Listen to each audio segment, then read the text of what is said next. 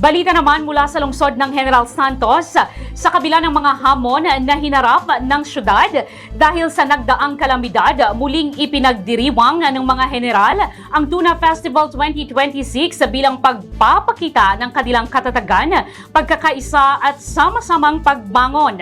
Ang buong detalye sa Balitang 12 ni Rencris Joy Panes.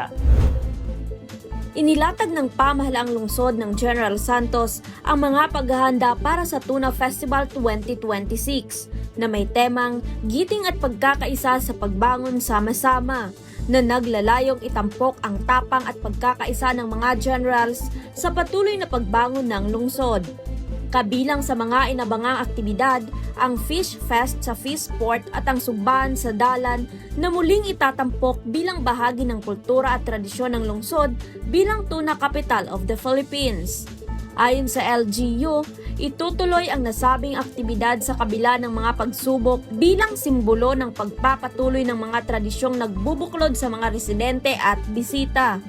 Tampok din sa festival ang mga local artist at banda upang maipakita ang talento ng mga homegrown performers at mabigyan sila ng pagkakataong maabot ang mas malawak na manonood. Samantala, nananatiling prioridad ng pamahalaan ang kaligtasan ng mga residente at bisita sa buong pagdiriwang at lalong paiigtingin ang security measures at paghahanda para sa posibleng mga emergencies.